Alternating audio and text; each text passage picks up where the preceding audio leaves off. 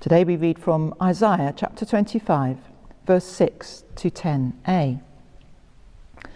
Isaiah's vision is of the hill of Zion as the place of God's presence, where all peoples, all nations will gather to enjoy the full presence of God, to feast, to banquet, to be utterly fulfilled and satisfied in their deepest longings, physical and spiritual, where evil and death will be defeated and all tears wiped away.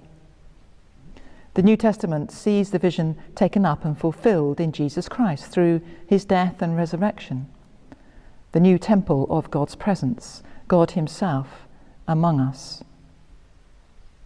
Today the church remembers Nicholas Ferrar, who founded the community of Little Gidding in Huntingdonshire in the 17th century.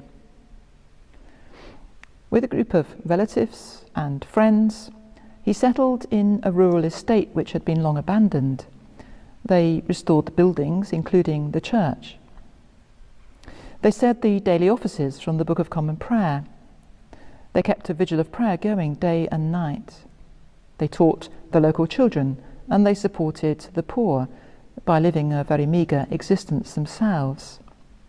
King Charles I made several visits to the community. They were dissolved by Parliament during the Civil War and the Puritan reforms of 1646. So the community was short-lived, but it had a long legacy, inspiring other Anglican communities. And the place has been immortalised in literary circles by T.S. Eliot, who entitled the last of his 4 quartets, Little Gidding.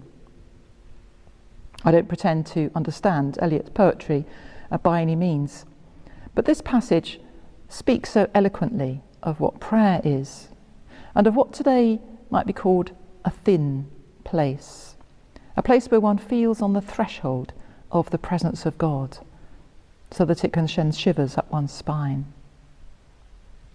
I've never visited Little Gidding, but through this poem I feel as if I know it and would recognise it instinctively.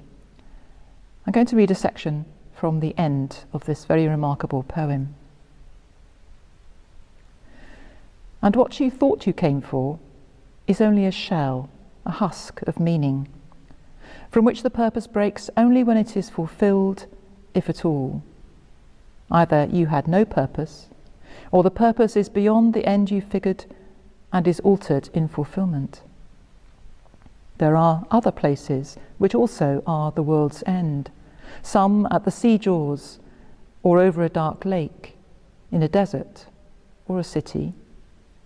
But this is the nearest, in place and time, now and in England.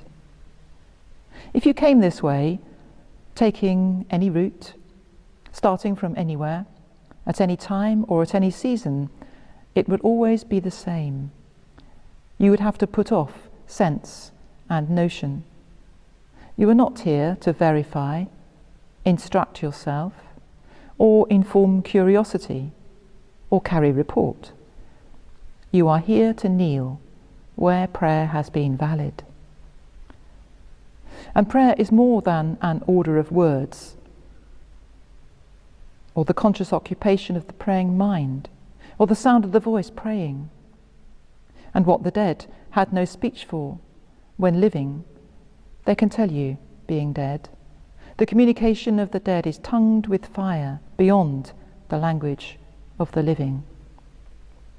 Here, the intersection of the timeless moment is England and nowhere, never and always.